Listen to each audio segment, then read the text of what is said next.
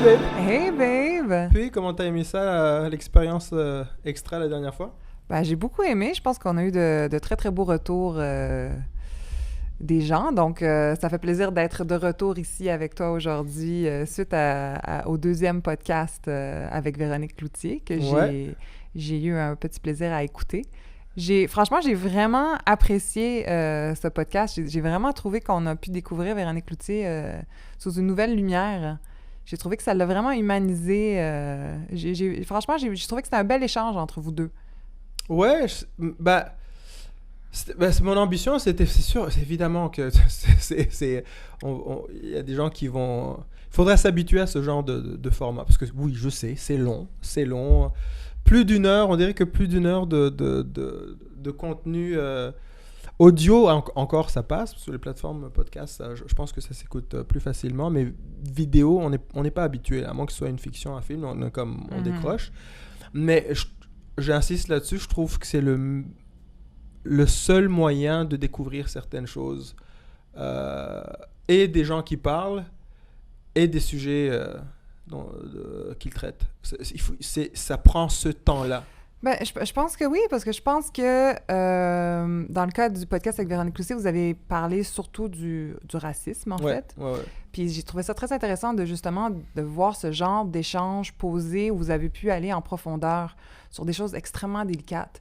Puis de voir quelqu'un comme toi qui est immigrant, noir, africain, qui est aujourd'hui québécois, échanger avec une Québécoise qui est dans les médias, depuis très, très longtemps et qui est pure laine québécoise, qui a vraiment grandi dans un environnement quand même choyé ici au Québec. J'ai trouvé ça très intéressant d'avoir les deux points de vue puis de voir l'évolution aussi de sa réflexion face à ce qu'est le racisme et ce qu'on a le droit de faire ou comment agir par rapport au racisme quand on est une personne justement blanche, choyée, québécoise et aussi qui est vraiment née dans le showbiz et qui a évolué dans le showbiz québécois. Donc, tu sais, je pense que quand on est né dans un milieu, dans un environnement... de médias comme ça, qui est les médias québécois, on veut le protéger un petit peu. Ça devient un petit peu comme quelque chose qu'on veut protéger, qu'on veut défendre, je crois.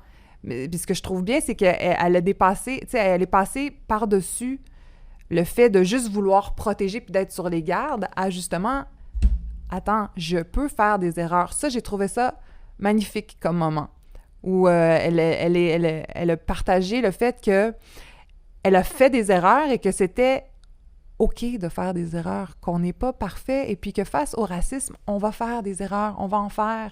Tout le monde en fait. T'as raison. C'était la partie la plus touchante pour moi aussi de cet entretien, de voir Véronique Cloutier dire « Regarde, yeah, I messed up. Ça m'est arrivé de faire des conneries. » Puis peu importe que j'ai été, ce soit par malinformation ou ignorance ou what have you, je les ai fait ces conneries-là. J'ai dit des choses que j'aurais pas dû dire, ou j'ai pensé des choses que voulez-vous? I made those mistakes. I'm sorry. Et puis j'apprends et je vais tâcher de faire quelque chose de ces leçons que j'ai apprises. Moi, je trouve ça très grand. Tout de à fait. N'importe qui. Et encore une fois, l'erreur est pas... aucun groupe n'a le monopole de l'erreur aussi. J'en fais, on en fait tous. Tout à fait. Mais j'ai vu que tu as justement des fans dans les commentaires. Il y a plusieurs commentaires, on va regarder ça tout à l'heure, mais qui te reprochaient peut-être de ne pas avoir été assez dur avec elle, justement, parce qu'elle avait fait des erreurs. Ouais. Moi, je pense que, justement, ça ne sert absolument à rien d'aller dans cette direction-là. Si ce qu'on veut, c'est aller vers l'amélioration et l'ouverture d'esprit, ça sert à rien de retourner en arrière puis de dire « Ah ouais, mais tu sais quand même, ce que vous avez fait par rapport au bye-bye, c'était vraiment pas correct, vous auriez pas dû. » Je pense qu'elle le sait, je pense qu'on est rendu ailleurs. Puis c'est ça qui est beau aussi, c'est de voir, premièrement, c'est pas nécessairement sa bataille. C'est la bataille d'une société. C'est la bataille de tous. Mais pour s'approprier une bataille, il faut qu'on sente qu'il y a des gens derrière nous qui vont nous suivre et qui vont comprendre notre démarche, je crois. Et quand on le fait, parce qu'on est rendu à se dire, tu sais quoi, j'ai même plus besoin de ça. Je le fais parce que moi, profondément, j'ai envie de faire mieux en tant qu'être humain. Ça, pour moi, c'est magnifique. Si on peut tous se rendre là un jour, puis c'est ça, on a nos parcours personnels. On a nos parcours qui font que, oui, quand on est jeune et on travaille sur notre couple, c'est assez compliqué, là. On travaille sur notre carrière, on travaille sur notre couple, on travaille sur élever nos enfants correctement. À un moment donné, oui, on est une personnalité publique, puis on est dans les médias, puis on a cette pression-là. Mais il faut se rendre là. Puis ça, quelqu'un qui réussit à se rendre là, puis qui fait des efforts, on applaudit. Moi, je peux juste dire bravo. C'est pas parfait, mais personne n'est parfait. Puis ça, c'est important de le dire, parce que moi, même dans ma famille, puis tu le sais, là, dans notre famille, puis Dieu sait que même moi, il y a eu du racisme, il y a eu des expériences de racisme dans ma famille quand mon père, immigrant portugais, est débarqué au Québec. Puis il est allé à l'école, il se faisait battre tous les soirs en sortant de l'école parce qu'il était différent. À ce moment-là, c'était la différence dérange, c'était du pur racisme, tu nous déranges l'étranger, et puis c'était des bagarres à n'en plus finir. Donc, même ayant cette expérience-là,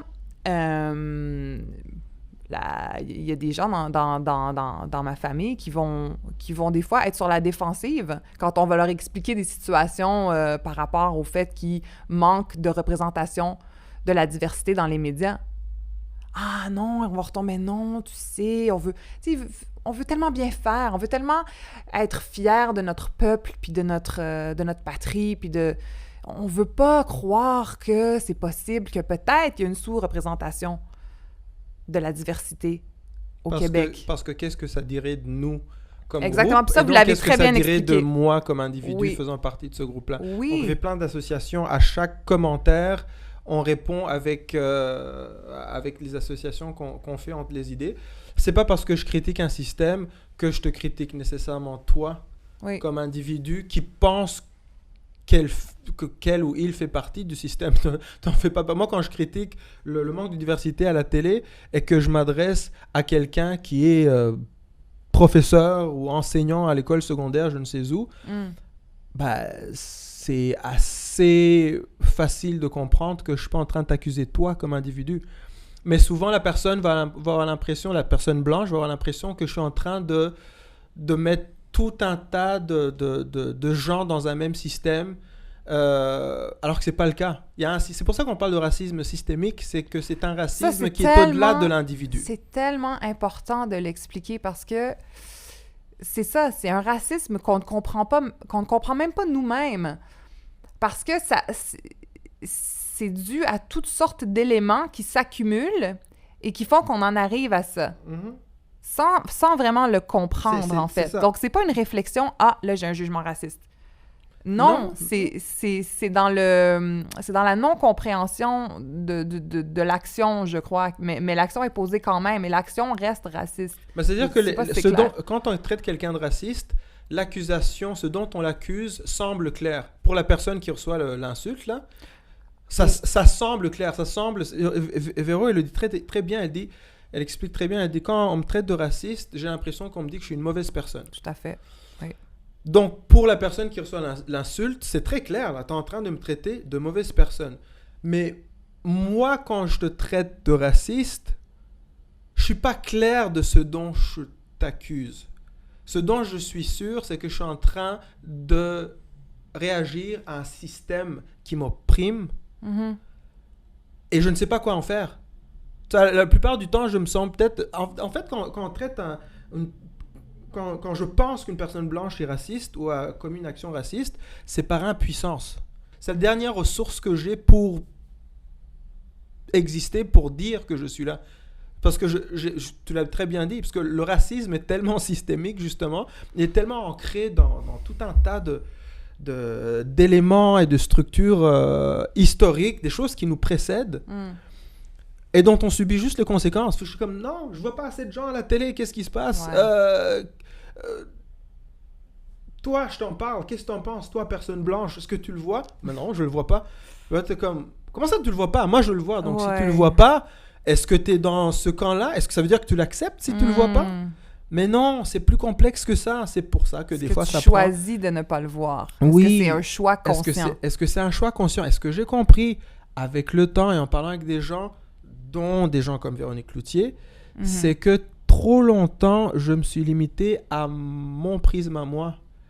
Parce que trop longtemps, je vois le monde, je l'interprète avec ce qui me constitue, et je juge l'autre comme si l'autre voyait le monde comme moi je le vois. Mais c'est pas vrai. Ce qui est acquis pour moi ne l'est pas pour toi. Les injustices auxquelles je suis sensible ne le sont pas forcément, ne t'affectent pas nécessairement. Ouais. Et donc, je dois te laisser le temps, quand je t'explique, regarde ce qui m'affecte.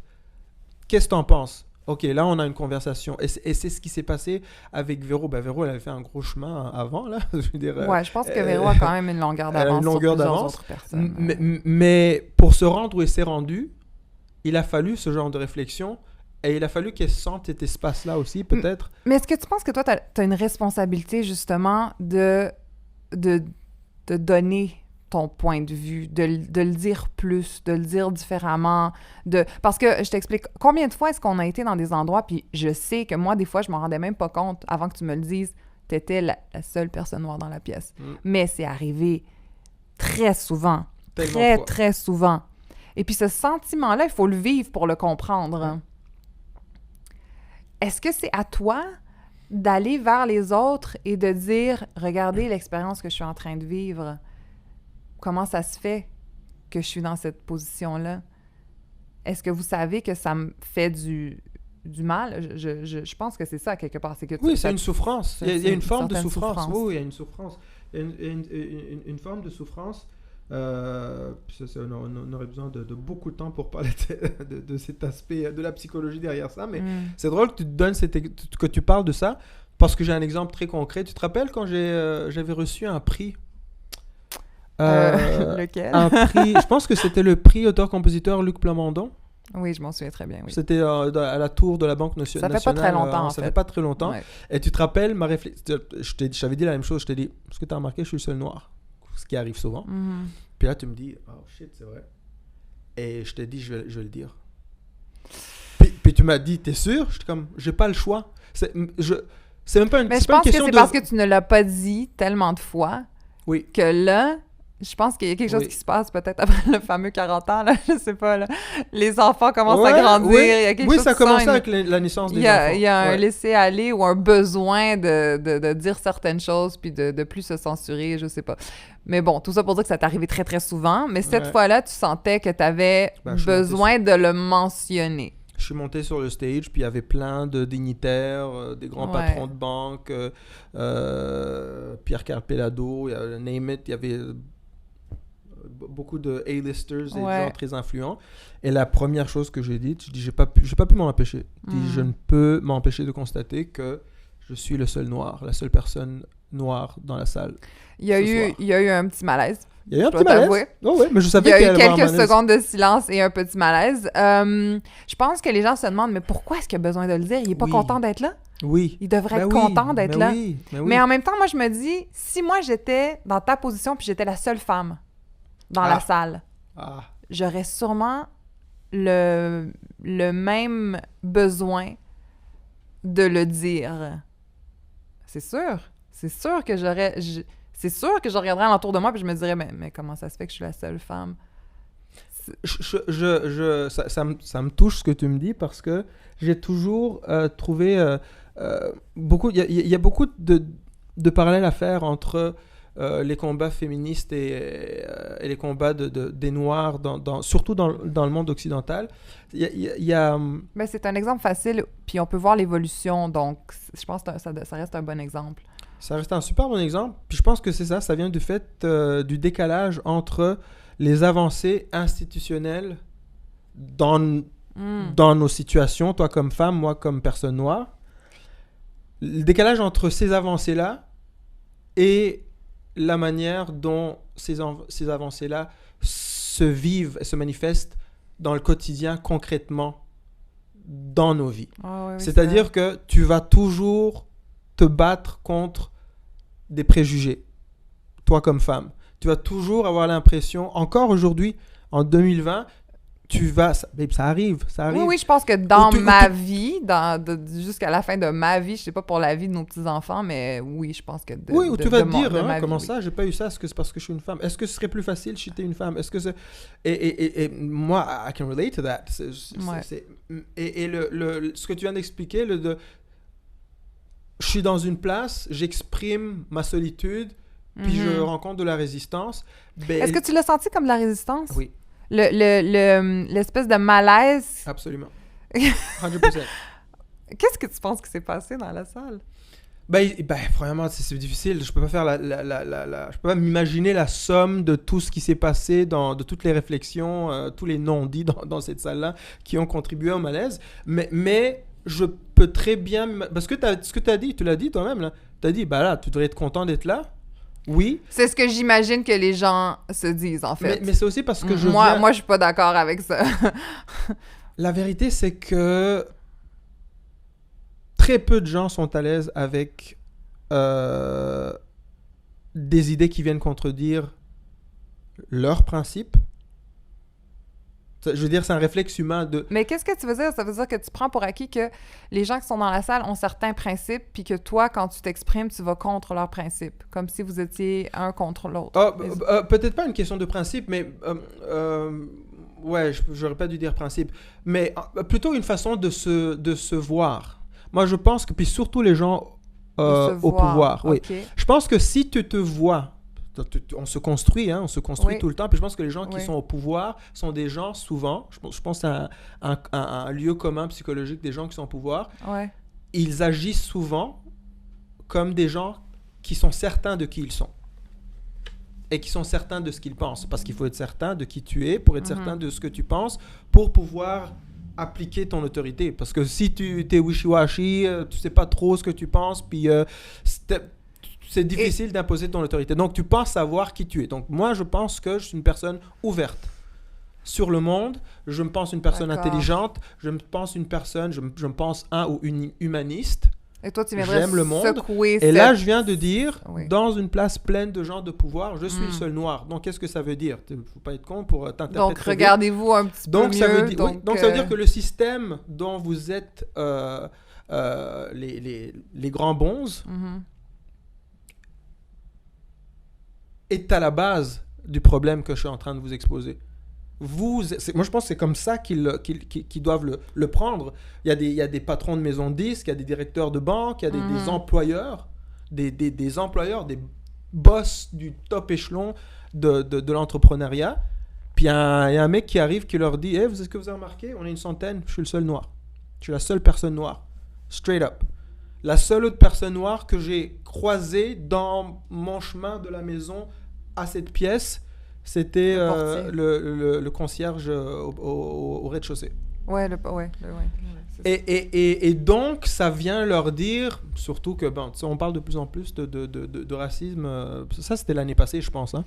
Je pense que, oui, c'était l'année c'était l'année dernière. passée. Et puis, je pense que Black Lives Matter est arrivé quelques mois plus tard. C'est-à-dire que Black Lives Matter existait, mais pas pour ces gens-là. C'était pas très... oui, est arrivé, je veux dire, dans l'opinion pas du grand mainstream, public. Là, ouais. C'est ça, oui. Et donc, je pense que c'est ça. Je pense que je venais confronter... je venais les déranger, mais c'était pas mon but. Oui, je comprends. Moi, mon but, c'était quoi ton but? Sais-tu quoi? J'avais pas de but précis. C'était vraiment émotionnel. Oui, c'est ça. T'avais comme une j'étais pulsion. j'étais mal d'être assis là, Ouais. puis de me dire encore, mais t'as raison. T'as raison, c'est parce que ça m'est arrivé tellement souvent et que j'ai souvent rien dit. Oui. Et ce soir-là, je dis mais non, là, il y a un problème. Je sais pas ce qui t'a piqué ce soir-là, mais t'avais vraiment un besoin de oui, puis t'exprimer. Puis il y a quelqu'un, c'était très drôle, il y a quelqu'un qui après s'est levé et m'a dit, une dame blanche, qui m'a dit, je te comprends tellement. Je te comprends tellement. Moi, je suis allé en Chine une fois, puis j'ai ressenti exactement ce que tu as ressenti. Aïe. Et là, je me suis dit, j'ai pas voulu lui répondre, mais je me suis dit, ok, on voit l'incompréhension. Toi, tu ne vis pas en Chine, t'es pas allé en Chine pour y vivre. Moi, je vis ici. Depuis plus de 20 ans, depuis 23 ans, je vis ici. Ben, c'est parce qu'on mélange les choses, mais bon, j'imagine que... C'est une façon d'exprimer sa compassion, j'imagine. C'était correct aussi, mais c'était maladroit. Oui. Oui, je pense que c'était probablement maladroit, mais je pense que ça venait d'une bonne intention. C'est Ouais, ça, ouais. c'est ça qui est difficile. Ouais. Parce qu'elle s'est dit, je sais ce que c'est me sentir vraiment comme différente dans une salle ou dans un endroit. Ça m'est déjà arrivé, je suis allée en Asie. Oui, mais là, on parle pas de ça. Là. C'est autre chose, c'est plus complexe, c'est à plusieurs niveaux, mais c'est ça. Ça va prendre du temps, puis il va y avoir plein de maladresses qui vont se faire. Puis de toute façon, il faut quand même dire qu'on a fait du chemin.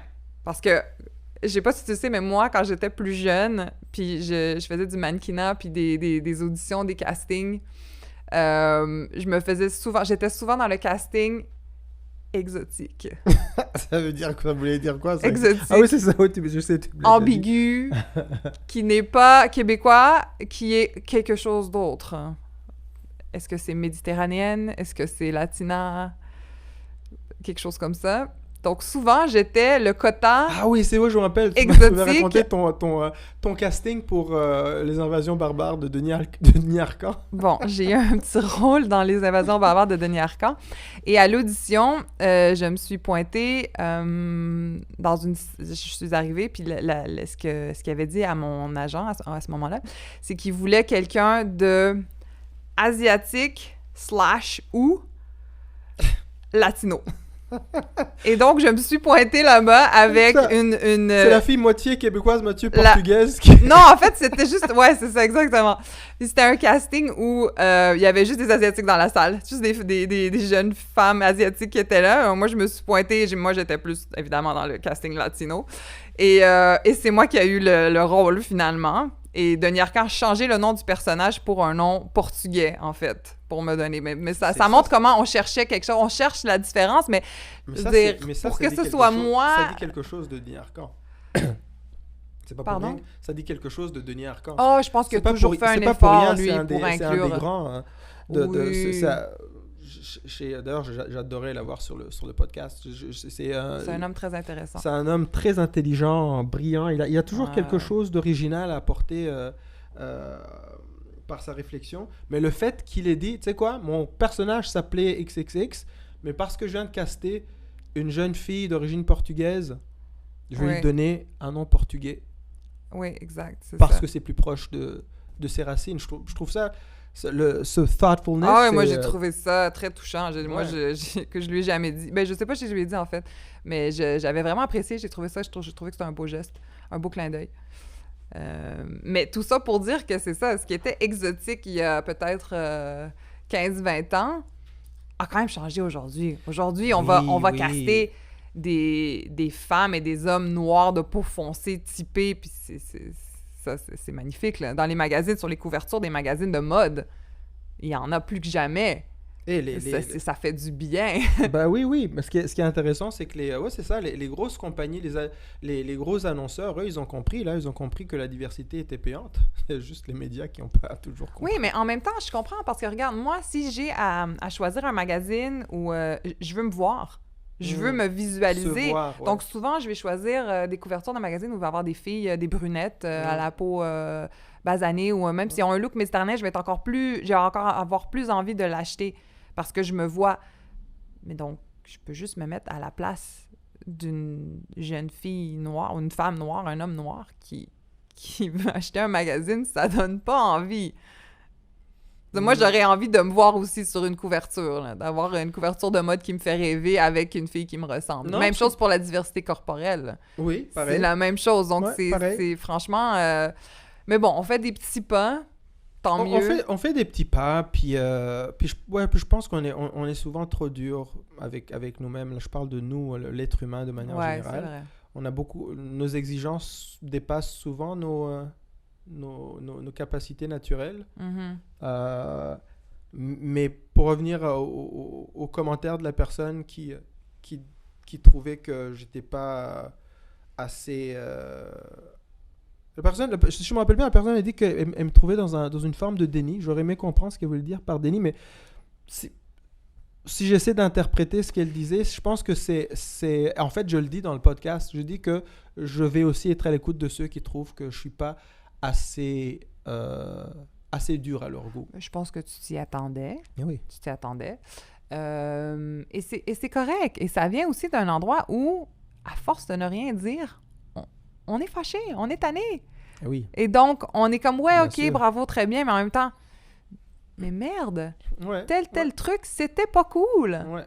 Puis c'est correct aussi. Et en fait, C'est correct d'être fâché. C'est correct. Puis en fait, ce que j'ai envie de dire, comme personne noire, ma démarche, c'est plutôt de dire, écoute, toi, personne blanche en position de pouvoir, sache que je me sens écarté de l'affaire, mais je ne te le dis pas pour t'accuser d'un quelconque crime. Je te le dis parce que tu es en situation de changer les choses. Ah, c'est ça. C'est pour ça que le dialogue est tellement important. Oui. Parce que très souvent, on s'arrête à... Il n'y a pas assez de diversité. Oui, puis je m'excuse, mais ça fait peur en tant que personne Tu veux blanche. dire que je suis raciste? Tu veux dire que moi et mes collègues sommes une bande de racistes? Non, c'est pas ce que je dis. Mais constate, admets qu'il y a un constat à faire. Ouais, puis je pense que la majorité des personnes blanches veulent mieux faire, mais on a peur parce qu'on est comme, mais là... Oui. Je vais mal faire, qu'est-ce que je fais, ça va jamais être correct, on va me le reprocher, donc je fais rien. J'ai vu Denis Laferrière hier, il était à l'émission de Christian Bégin, c'est il y a du monde à la messe. Mm-hmm. Tu te rappelles ce qu'il avait dit? Ah non, je sais pas si tu étais là. Répète-le quand même. Il racontait que souvent il y avait des personnes blanches qui venaient lui dire déverser leur grande culpabilité sur lui en disant écoute, on se sent tellement mal, nos ancêtres, en France surtout, je pense il parlait de ça au niveau de la France, puis il disait c'est ça, qu'ils viennent s'excuser quasiment auprès de lui, nos ancêtres ont colonisé, on ne sait pas quoi en faire de cette culpabilité, tout ça. Ouais. Puis lui, j'ai trouvé sa réponse géniale. Il dit, moi, je ne peux pas vous absoudre, là, je peux pas... je suis pas le prêtre, là, je suis pas l'évêque, je peux pas vous laver de vos péchés. Ouais. Mais si vous sentez tellement coupable, si vous voulez au point où vous avez besoin qu'on efface ce péché-là, ben effacez aussi les avantages économiques qui sont venus avec. J'ai trouvé ça délicieux. Mais ayant entendu et lu Dany Laferrière, il faut une certaine intelligence pour comprendre les deuxième et troisième degrés de ce qu'il dit. Ouais, faut prendre avec des pincettes, là. C'est pas, non, mais il dit ce qu'il dit en même temps. Oui, mais j'ai compris ce qu'il voulait dire. Ben, c'est comme, OK, arrêtons un petit peu avec la culpabilité. Ça nous empêche d'avancer. Mais c'est ça, je te dis, mais le blanc... Mais puis Véronique Cloutier l'a dit aussi. Ben d'abord, on fait quoi? Mais c'est ça, on veut faire quelque chose. On trouve pas ça cool. On trouve pas ça cool, justement, cette inégalité-là. Mais justement, c'est pour ça que je salue Véro pour ce move. Elle a fait quelque chose. Faisons quelque chose. Faisons. Parlons. Exprimons-nous. Ceux qui sont en mesure de poser des actes concrets, qui ont des magazines, qui produisent des émissions de télé, faites quelque chose. En plus, elle est venue te parler quand même, parce que tu as fait d'autres demandes, puis je sais qu'il y a des gens qui n'ont pas voulu venir te parler. Oui, donc déjà... On nommera pas de nom. Non, c'est ça. Mais déjà, le fait de vouloir venir... Bon, OK, t'es très gentil, je suis sûre qu'elle s'attendait à ce que tu sois gentil, mais quand même, non, mais ça reste délicat, intimidant, ça reste assez pas. Ton podcast, c'est nouveau, elle sait pas ce que tu vas dire, ce que tu vas... Oui, puis les temps sont périlleux quand même là, pour parler. Là. Tout à fait. Des professeurs qui se font suspendre parce qu'ils ont dit le mot nègre dans un contexte très précis. Ça devient tout et n'importe quoi en ce moment. Donc parler, c'est parfois à tes risques et périls. Quand même, si on a à parler de ça, ce qui s'est passé en France, c'est affreux. Ah, mais non, mais c'est ça, c'est parce que... et là, on s'éloigne complètement du podcast, mais tu parles de la décapitation du professeur. Ben, on s'éloigne sans trop s'éloigner quand même, mais c'est vrai, ça reste... Tu sais ce qui me dérange? Ouais. Premièrement, je pense que j'ai pas encore intégré que ça s'est passé. Moi, l'idée qu'en Occident, quelqu'un se fasse décapiter parce que il a montré quelque chose à ses élèves, j'ai pas intégré ça encore. Je pense qu'il y a une partie de moi qui me dit... je suis dans une forme de déni encore. Puis aussi, le fait que ça soit passé loin, ça dépasse ma compréhension des choses. J'arrive pas à comprendre que ça soit passé. Mais c'est encore basé sur un manque de compréhension. Là. C'est très complexe. C'est très complexe. L'acte, je n'arrive pas à le comprendre. J'arrive pas à le comprendre. Ce qui me dérange, et d'un ordre, ça relève de la sémantique, il y a quelque chose qui me dérange quand on dit un acte islamiste. Le préfixe islam devrait être sorti de tout acte de ce genre, parce qu'islam désigne quelque chose de précis, c'est une religion qui est suivie par et pratiquée par des centaines de millions de gens dans le monde qui sont des gens décents, des gens honnêtes, corrects, respectueux de son prochain. Et le mot est maintenu. On ne devrait pas dire, je sais que les gens vont dire, oui, mais il ne faut pas ignorer le fait que cette religion a ça. Non, ça. Ce que je veux dire, c'est que ça va être très difficile de rallier du monde derrière un discours logiquement humaniste, de dire ça se fait pas, et ces tendances d'exploiter certaines religions, en l'occurrence, et surtout aujourd'hui, l'islam, pour justifier toutes sortes de barbarie. Assez, c'est pas ça l'islam. Je suis d'accord. Mais ça est difficile de rallier les gens derrière cette idée-là quand on garde une partie de ce qui désigne leur religion dans le mot qui va avec ces actes-là. Islamisme, islam est dans le mot. C'est difficile de séparer les deux. C'est un acte barbare qui se sert d'une religion pour justifier des choses injustifiables. Ben, il nous manque de l'information aussi par rapport à ce qui est arrivé. Là. Je veux dire, oui, mais il nous manque de l'information, mais on peut comprendre la radicalisation des uns des autres. Ouais. De toute façon, on fait son mal psychologique, là, on en fait ce qu'on veut et ce qu'on peut. Puis il y a des gens qui font des choses absolument atroces. Au nom de plein de choses. Ouais, tout à fait. Cette fois-ci, et ces fois-ci, le Bataclan, c'était la même chose. Ouais. Ça a été l'islam. Mais j'ai le même problème avec white supremacists, le suprémacisme blanc. Oui, il faut mettre les choses dans le contexte, mais j'aime pas l'idée qu'il y ait blanc dedans parce que c'est très facile de se sentir touché quand on ne l'est pas du tout. Parce qu'il y a quelque chose dans cette expression-là qui désigne aussi un groupe identitaire auquel on me dit appartenir. Je ne sais pas si ça fait du sens. Moi, à chaque fois j'entends islamiste lié à un acte de barbarie, j'entends islam, puis ça me dérange. Je pense que les mots sont importants. Je pense que le langage est important. Je pense qu'il faut faire attention à comment il est utilisé. On n'est pas assez éduqué face à ça, je crois. Je crois qu'il y a beaucoup de choses qui se mélangent. Mais premièrement, parce que c'est trop de... Combien de gens ont lu le Coran? T'en connais, toi, des gens qui ont lu le Coran? Il y a beaucoup de gens qui le disent. Il y a beaucoup de gens qui disent, oui, j'ai lu le Coran. Faudrait que je le demande, mais... Il faudrait le vérifier. Alors, pense à ceux qui ne l'ont juste pas lu, qui le disent. Et pourtant, une grande partie de la peur... Je pense qu'aujourd'hui, quand l'occidental moyen, quand il pense au danger qui guette la civilisation occidentale, va penser, ceux qui savent faire la part des choses, ils vont penser islamisme, puis il y a quand même islam dedans, puis la plupart des gens vont penser islam, vont penser arabe. Malheureusement. Parce que depuis 9/11, c'est ce qu'on... Voilà, c'est le marketing, c'est fait dans ce sens-là. Le marketing idéologique, c'est fait dans ce sens-là. Je trouve ça très dangereux, puis je trouve ça poche, je trouve ça plate. Mais est-ce que tu penses qu'il y a un lien direct avec, justement, comment tu te sens par rapport au regard des autres face à ta couleur de peau? Quand on parle d'être incompris et d'être... je veux dire, je trouve ça intéressant de devoir parler comme ça de l'islam et des Arabes qui en subissent les conséquences d'actes barbares comme ça, là, qui subissent les conséquences de jugements extérieurs par manque d'explication, tout simplement. Mais les médias, ils expliquent de moins en moins. Hein. On voit des choses défiler. Médias expliquent. Ben oui, c'est ça. Médias expliquer... Ouais. Incompatible. Exact. Donc C'est souvent, devenu- c'est devenu- souvent on c'est regarde des devenu nouvelles puis on se incompatible. demande, mais OK, Qu'est-ce mais qu'on a vu? pourquoi, comment, quoi? Ouais, ça, à chaque fois qu'on regardait la nouvelle, c'est ça, on est dans...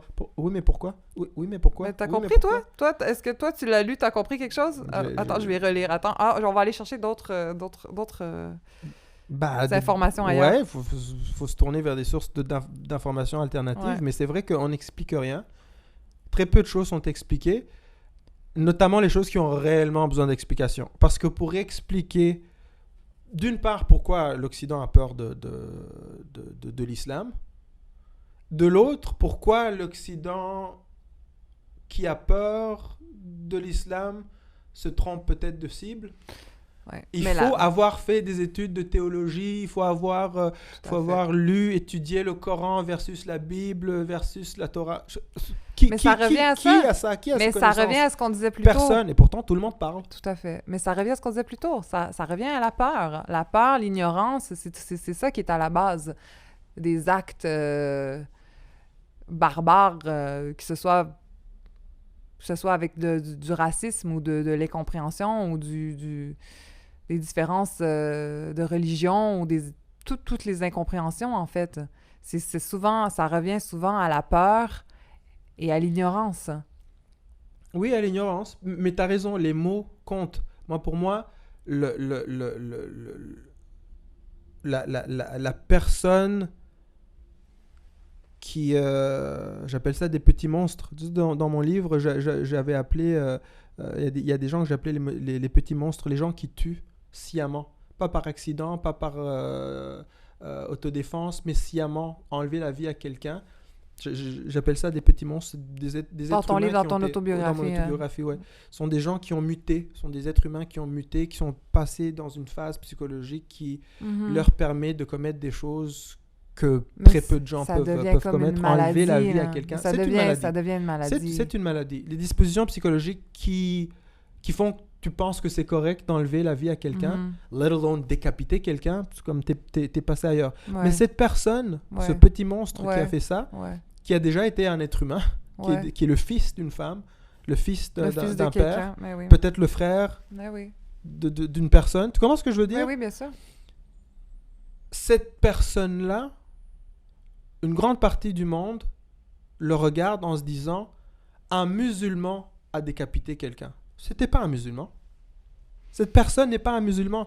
De la même manière que les fous qui rentrent dans des écoles aux États-Unis, il y en a un, il y a pas longtemps, mais il y en a eu plusieurs là. Le club gay en Floride il y a quelques années, quelqu'un qui est rentré et qui a tué tout le monde, qui finalement a été labeled white supremacist. Ça arrive souvent. Ouais.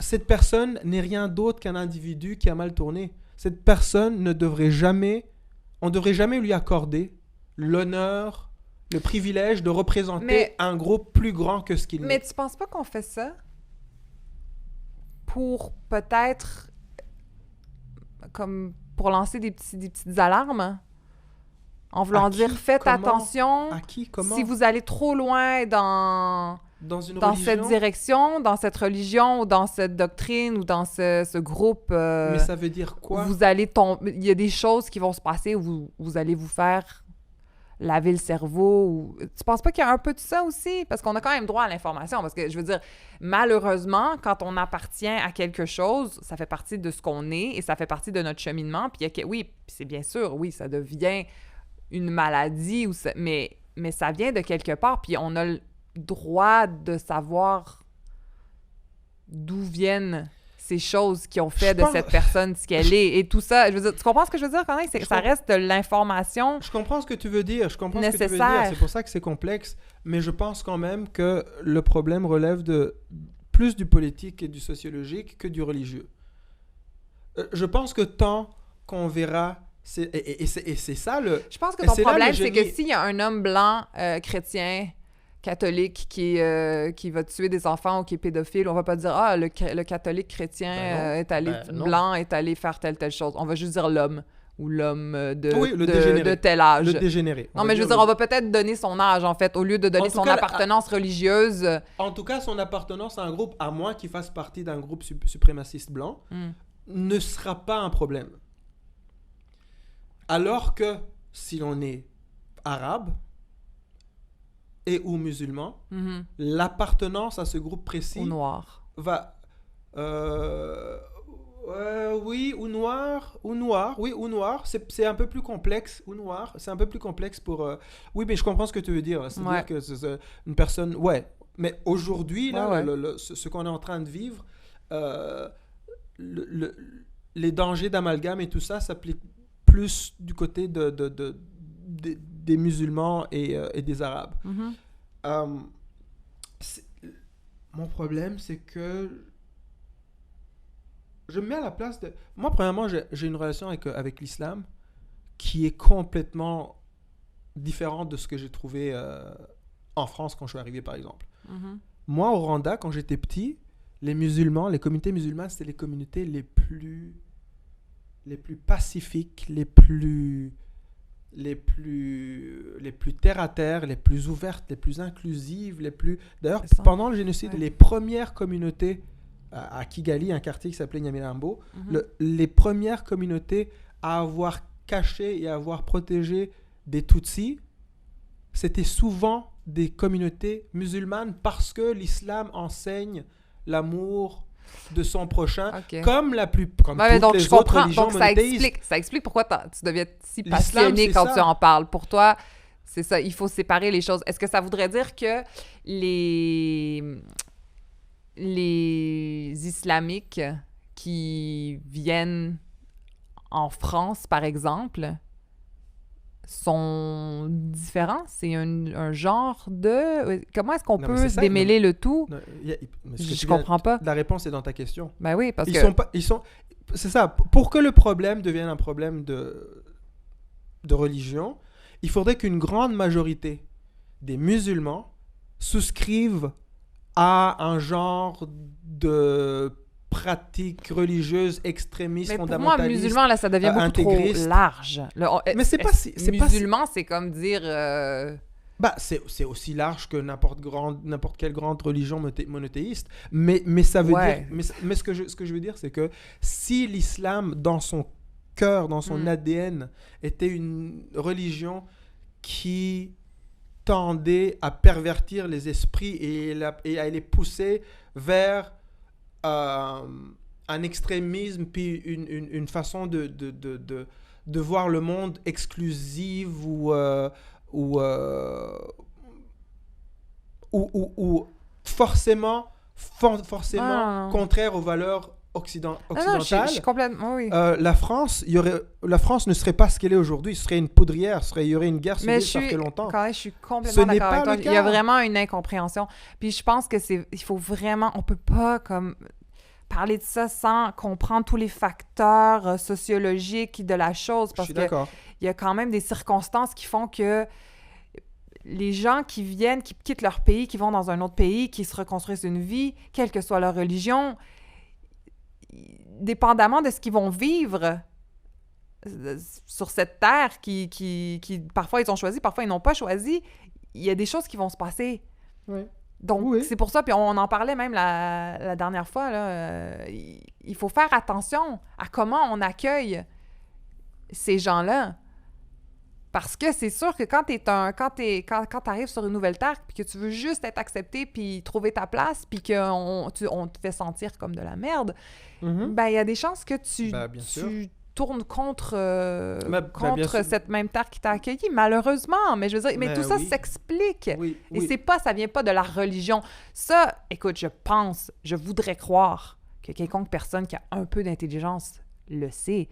Je veux dire, le Coran, ça reste un livre où il y a beaucoup de choses... Je veux dire, entre le Coran et la Bible, premièrement, il y a beaucoup de ressemblances et c'est souvent des belles choses qui sont écrites. Il y a énormément de ressemblances. Et il y a autant de choses répréhensibles dans l'un comme dans l'autre. Oui, mais c'est aussi dans la façon dont on veut comprendre ce qui est écrit. Ça vient de l'interprétation. Beaucoup, énormément. Bon, après, moi, je pense que les deux bouquins ont été écrits par des êtres humains Et qu'il y a eu aussi. des versions 1, bis, 3, 4, 5, et Bien sûr. qu'on hérite de tout ça. Bien sûr. Ce que tu viens de dire, c'est un petit peu à la base de ce que je dis quand on me demande de parler d'immigration. Ces derniers temps, je fais des conférences. Oui, c'est vrai, Tu sais, je fais des conférences sur bien sûr. l'immigration. Il faut se mettre à la place de la personne qui immigre et il faut se mettre à la place de la personne qui accueille.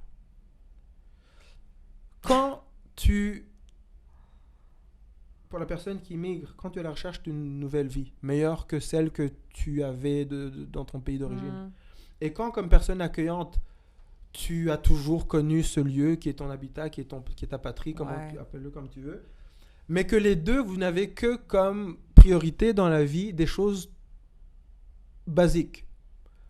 Subvenir aux besoins de ta famille, des tiens, de ceux que tu aimes, vivre dans un contexte social décent où il y a du respect les uns pour les autres, ne pas sentir une espèce d'agressivité de gens qui appartiennent à un groupe ou à un autre, puis sentir que je sors dans la rue, puis je peux respirer, puis j'ai un sentiment de sécurité physique et autres, une certaine liberté, des trucs, des besoins de base.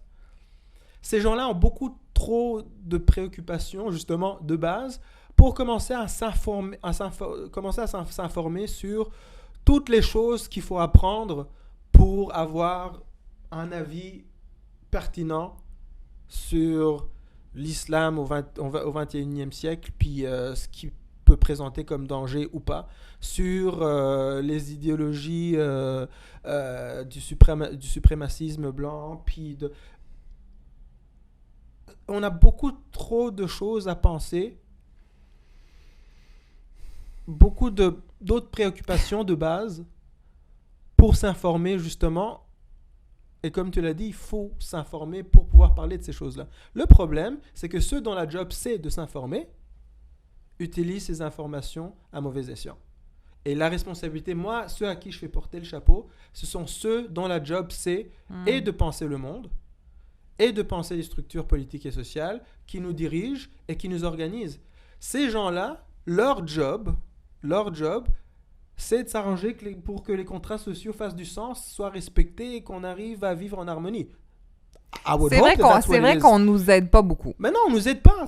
Parce que je t'écoute parler quand même, puis je me dis, oh mon Dieu, ça en fait beaucoup. Hein. Ça en fait beaucoup. Fait que tu demandes à l'immigrant ou l'enfant issu de l'immigration de grandir. J'ai pas choisi le milieu dans lequel je grandis. De grandir, de t'éduquer, de trouver un boulot, de trouver le bon ou la bonne partenaire, d'avoir des enfants, devenir parent, de t'épanouir dans cette société dont tu hérites, que tu subis. Et on demande la même chose à ton prochain, qui est lui, qui fait partie du peuple accueillant, qui a les mêmes préoccupations, qui lui aussi doit vivre. Bien sûr. Et on vous demande, vous, de renseignez-vous mais sur c'est les histoires des uns et des autres, et démerdez-vous pour vous entendre. Mais oui, bien sûr. Non.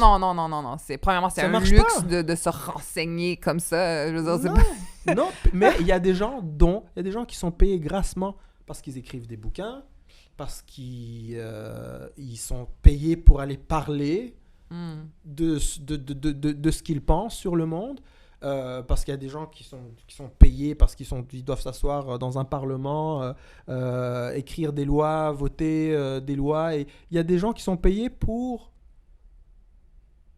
nous orienter, pour orienter nos sociétés. Puis d'après toi, ces gens-là ne sont pas C'est les psychologies de ces gens-là qu'il faut étudier. C'est les psychologies de ces gens-là. Quand je sais que j'ai l'autorité intellectuelle et une autorité qui m'est octroyée par le marché parce que j'écris des livres puis je les vends. Beaucoup, par centaines de milliers. Là, ça se vend, puis ça se consomme, puis ça se mange. Puis j'ai mon public, puis ils suivent presque à la lettre tout ce que je dis. Là. Je sais la responsabilité que j'ai.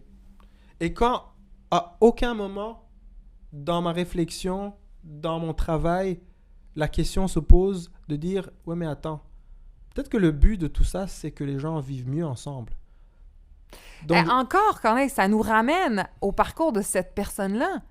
Cette personne-là, elle veut peut-être juste subvenir à ses besoins. Elle a eu une vie quand même compliquée. Finalement, elle a trouvé quelque chose qui parle aux gens. Et donc là, il y a un livre qui sort. Et là, la formule marche. Je vais refaire la même chose.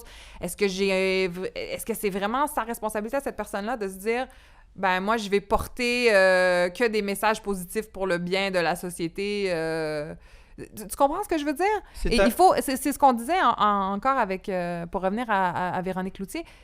Il faut que les gens se rendent là, puis il y a des gens qui s'y rendront jamais. Puis on met beaucoup sur les épaules des gens, justement, qui sont en position d'influence, parce que, c'est ça. Je donne une passe aux gens qui sont en position d'influence indirecte. C'est-à-dire que ce sont des gens qui influencent sans pour autant être certains de la manière dont ils influencent. C'est-à-dire que c'est pas clair.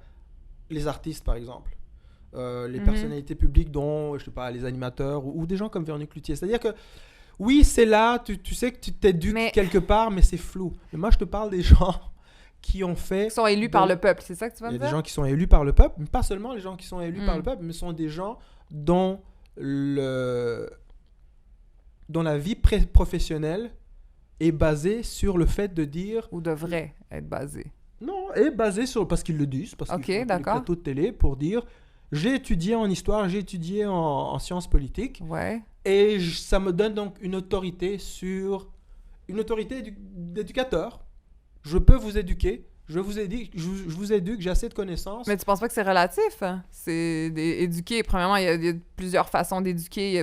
Je veux dire, je vais vous éduquer sur ce que moi, j'ai compris de telle chose. Si tu fais de l'argent en vendant tes idées et ce que tu penses du monde et que tu as un auditoire et que tu as un public. D'accord. Tu as une responsabilité. Envers... Claire, je pense, envers ceux pour qui tu prétends te battre. Parce que c'est toujours des gens qui ont un camp choisi. Parce que les gens qui achètent ton livre, là, je ne veux pas nommer de nom parce que je ne veux pas qu'il y ait de controverse, mais surtout en France, il y a tout le monde sait d'accord. Les gens dont je parle. Oui. Mais c'est quand même le pays des intellectuels, oui. Des intellectuels clientélistes.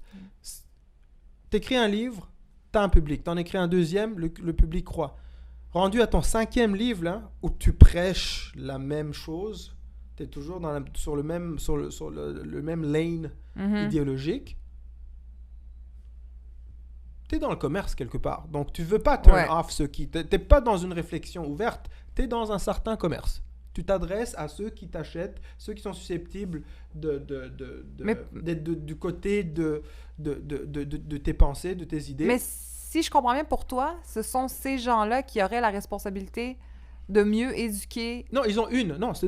Ils n'ont pas la seule responsabilité. Les politiques ont la responsabilité. Parce qu'ils sont élus par le peuple. Oui. Donc là, ils doivent vraiment quelque chose au peuple, parce que c'est quand même le peuple qui décide de les mettre dans une position de pouvoir et d'influence. Oui, mais le peuple n'a pas le choix. Hein.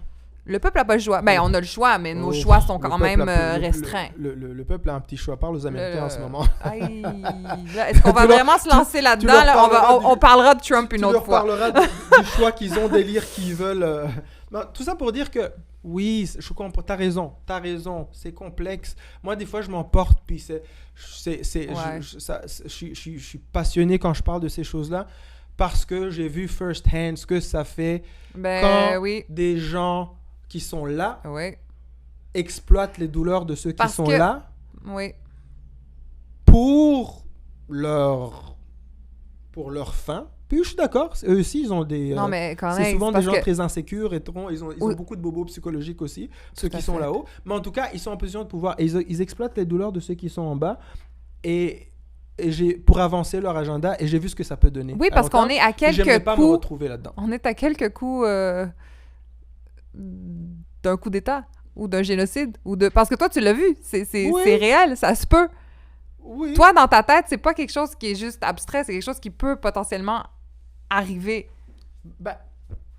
C'est ça la grande différence, c'est que pour moi, ça reste très loin. Ouais.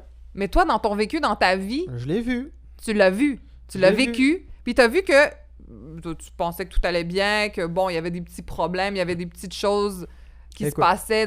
Mais du jour au lendemain, c'était la guerre. Un an avant le génocide, là. Un an avant le génocide. Donc, printemps 93. Hmm.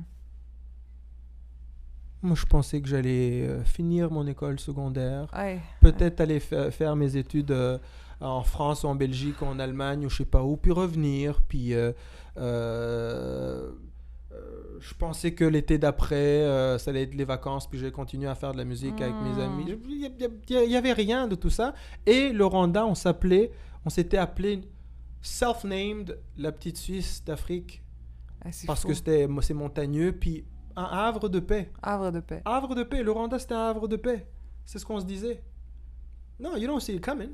Mais moi, quand je commence à entendre parler de... Moi, quand j'entends parler de profs d'université qui se font suspendre parce qu'ils ont dit le mot nègre dans un contexte bien précis, ou quand j'entends parler... Ça, c'est une petite face, ça a l'air petit. C'est mais des... moi, non, pour non, moi, non, non, non. C'est des petits j'additionne trucs ça, qui puis s'accumulent. je vois Oui, ça oui, je comprends. 5 ans down the line, je suis comprends. comme ça pue, là.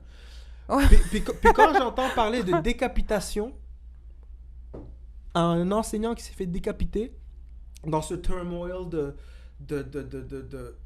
et on va se réveiller là, les ruines économiques de post-Covid là, je sais pas ce que ça va être, ruines économiques et psychologiques. Aïe, aïe, aïe. Peu de gens en parlent, mais il y a beaucoup de conditions qui sont en train d'être réunies qui me donnent envie de dire wow, Faut faire attention. faisons attention Faisons là, attention. faisons attention. Puis peut-être que je suis à côté de la plaque et je l'espère. Peut-être que je suis parano. Moi aussi, je l'espère. Je l'espère. Moi Mais j'aime pas ce que j'entends, Non, j'aime je pas ce que comprends. je vois, j'aime pas la façon de censurer les uns les autres. Il y a beaucoup de choses qui me font peur. Comme d'habitude, on a comme toujours beaucoup trop de choses à dire. Mais j'avais quand même des petites... des petits commentaires de, Hey, de fans à, ah oui, c'est vrai, à partager avec toi. Mais bon, je sais pas si les gens vont avoir la patience Non, de... non, vas-y.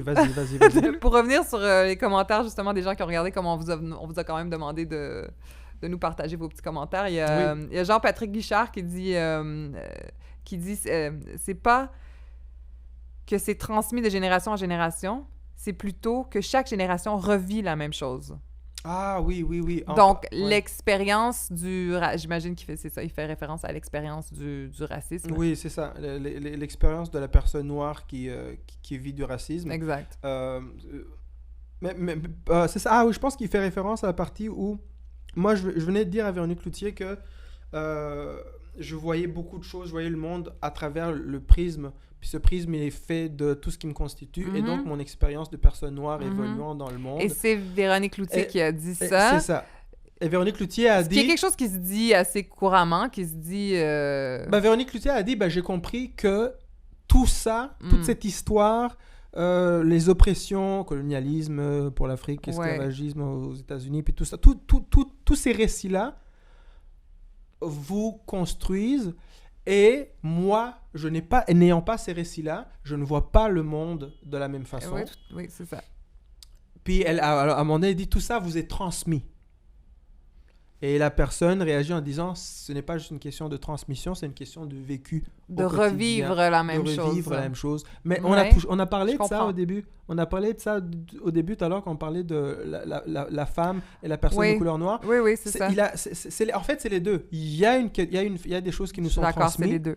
Ne fût-ce que par le fait qu'on a ces histoires-là, puis ne fût-ce que parce que nos parents ont des douleurs qui sont spécifiques à leur parcours, mais ils le tiennent de leurs parents et leurs parents avant eux. Mais il y a aussi une question de vécu, parce que si aujourd'hui, en 2020, je suis encore en train de chialer puis me plaindre qu'il n'y a pas assez de noirs à la télé, c'est ça, il y a ce décalage-là. C'est que oui, je vote. Puis parce que si il y a c'était personne juste... qui me traite de petit singe quand je sors de la rue. Ouais, Comme je peux pas me si rappeler la c'était dernière fois que juste c'est arrivé. transmis de génération en génération, c'est pas le même, ça serait pas le même résultat. C'est sûr que c'est le fait aussi qu'il y a encore... Cette expérience-là est encore réelle, est encore présente. C'est ça. Donc, oui, c'est... En tout cas, il y a des rappels. Il y a des rappels dans notre quotidien qui nous rappellent qu'on n'est pas rendu encore. On n'est pas rendu encore. Puis le simple fait que, parce que je parle de susceptibilité dans mon podcast avec Véronique Cloutier, le fait que je me sente encore aussi susceptible, c'est qu'il y a des triggers dans ma vie courante qui viennent alimenter cette susceptibilité-là. Donc, on a avancé, oui, mais il y a un décalage entre ce qu'on vit au quotidien et les avancées institutionnelles de la personne noire, je pense. Donc la personne a raison, il y a des deux. Transmission et tout à fait. Moi, ce que je trouve drôle, moi, ce qui me fait rire, là, c'est que on sait jamais qui seront nos petits-enfants ou nos arrière-petits-enfants. That's deep. Hein? C'est vrai, ça. Ah vous, on le sait pas. Vrai. C'est vrai. C'est ton père qui dit toujours, de toute façon, je sais pas pourquoi on se prend la tête, dans un demi-siècle ou dans un siècle... On va tous avoir les yeux un peu plus bridés et la peau un peu plus basanée. Et la peau un peu plus basanée. Oui, ben c'est pas fou, mais c'est aussi, tu sais, je veux dire, il y a des gens que j'entends parler, mais même mon père a ce discours-là maintenant qu'il a vu ses petits-enfants. Désolé, Armand. Mais t'as raison, il faut vivre certaines choses. Mais c'est ça, en fait, c'est ça la conclusion. Ouais. C'est à ça que j'aimerais en venir. Je crois qu'il y a des choses qu'on a beau intellectualiser, vouloir expliquer, on est susceptible, tout ça, c'est correct, c'est légitime, ça fait du sens. L'évolution va se faire naturellement parce que les gens, à un moment donné, quand il n'y a plus de frontières, les gens se mélangent, les gens s'aiment, et puis ça fait des enfants qui ont des petits-enfants, qui ont des petits-enfants, et puis à un moment donné, on va être obligé de voir les choses différemment parce que ça va faire partie de notre parcours de vie, de notre histoire. Ouais, t'as raison. Ce sont des choses qui se vivent. Oui, puis on aura moins peur. Plus il y a des dames, peut-être, qui étaient un peu racistes ou maladroites ou juste un peu ignorantes, qui vont avoir des petites filles qui vont leur présenter leurs copains noirs. Plus il va en avoir, plus ces dames-là vont tomber sous le charme du copain de leur petite fille, puis qui vont comprendre des choses qu'elles ne comprenaient pas avant, tout simplement. Puis qui vont voir les choses différemment. Puis il va peut-être avoir un magnifique enfant qui va sortir de cette relation-là. Et ça va continuer comme ça. Mais il faut se donner le temps. Il faut se donner le temps. Ouais, puis il y a rien qui t'adoucit plus que ta propre descendance. Mais oui, bien sûr. On est complètement désarmés là, par rapport à ça. Tout à coup, tu vois une petite peau basanée, mais attends, mais il y a les traits de mon grand-père, de ma grand-mère, de telle personne. Donc, ça reste une peau plus foncée, mais ça m'appartient aussi. Et donc, cette peau noire, elle est plus celle de l'étranger ou de l'étrangère. Elle est la mienne. Même chose pour la peau blanche. Oui. Tu sais, par rapport à un papa ou une maman noire. Parce que ça va dans les deux sens. Hein. Là, on parle plus du blanc qui regarde le noir, mais je veux dire, il y a beaucoup de parents noirs qui pourraient voir la fille blanche qui arrive dans la famille, et puis c'est pas nécessairement bienvenu. Hein? Clairement. Mais non, mais clairement, parce qu'on on se sent moins en sécurité quand il y a un élément qu'on appelle étranger qui vient s'immiscer dans notre petite cellule intime.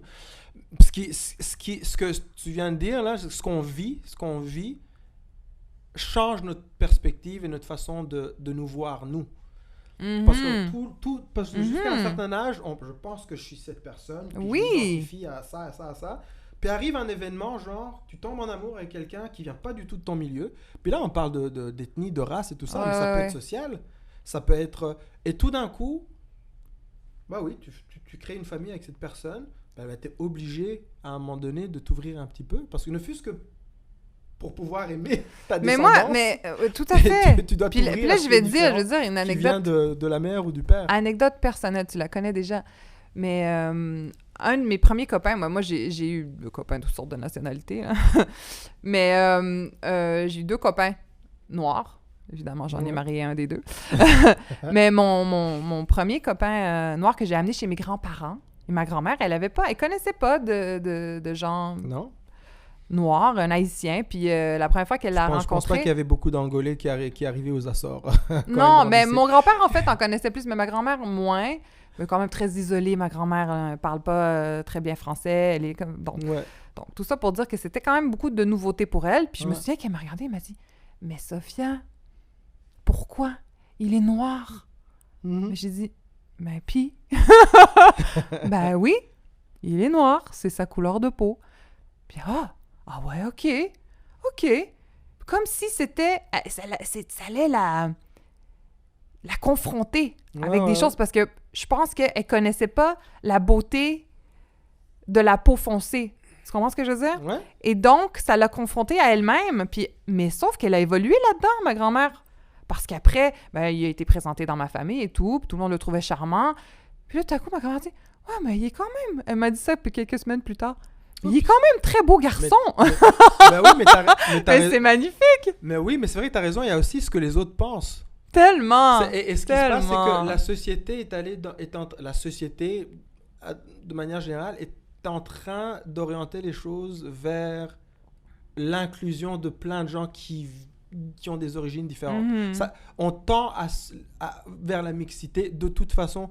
Donc, même si tu as l'esprit un peu plus fermé parce que c'est ton éducation, parce que tu n'as rien connu d'autre, à un moment donné, tu regardes autour de toi et tu es comme, attends, le reste du monde me dit que c'est correct, donc, oui, puis j'ai vu le regard de ma grand-mère se transformer. Oui. Donc, puis elle, mais il fallait qu'elle le vive, ça. C'était une expérience qu'elle devait vivre pour pouvoir voir différemment. Mm-hmm. Donc, moi, j'ai trouvé ça magnifique. Puis j'ai vu après qu'elle avait un regard changé. C'est pas... C'est pas une chose légère que de sortir justement de son éducation et de son background, des acquis que tu as, de sortir de ça, là, c'est pas une petite chose. Hein. Ça prend énormément de travail de dire, ok, regarde, moi j'ai toujours pensé que les Noirs c'était ça, mais peut-être que non. Je vais m'ouvrir à apprendre un peu plus sur ces gens-là que je pense différents. Non, puis ce qu'on croit c'est pas facile à faire. Non, puis, tu sais, moi, je reste au niveau de l'esthétique, là. Ce qu'on croit qui est beau, là, si on nous présente pas autre chose, on sait pas. Ouais, on sait pas. On sait pas. On va arrêter, là, parce que là, je pense que tu vas commencer à parler de diversité corporelle, là. Là, on n'aura pas fini, là. Là, on n'aura pas fini, là, ça va être 2 heures. Non, mais en fait, c'est ça. Écoute, c'est magnifique parce que je pense qu'on a beaucoup de choses à dire, puis tant mieux. Puis, t'as raison, t'as dit quelque chose de ce sont de très beaux sujets. C'est ça, ta conclusion, c'est... ça pourrait carrément être le titre de cet extra. C'est vrai qu'on peut se calmer, on peut se poser un petit peu parce que de toute façon, il faut attendre d'avoir vécu certaines choses pour les comprendre. De toute façon, peut-être qu'il faut se laisser le temps de les vivre. Donnons-nous du temps, la compréhension. Ouais. Je sais que c'est difficile quand on est d'un certain côté versus un autre, parce qu'on a l'impression qu'on est plus la victime. Oui, puis surtout quand là, on parle de mort puis de décapitation, c'est des choses quand même très dures. C'est très dur d'en sortir en disant « Ok, soyons zen ». Tu comprends ce que je veux dire? Oui, c'est pour ça que je dis aussi... Mais c'est pourtant ce qu'il faut pour le bien mais la colère est correcte aussi. La colère est correcte aussi. Mais après, il faut passer à autre chose, je crois. Tout ça, ouais. Je crois qu'après, il faut passer à autre chose. Et sur ce... Ce fut un plaisir. Too much fun. On va donner rendez-vous parce qu'on revient la semaine prochaine. Hein. Tout à fait. À la semaine prochaine. Ciao.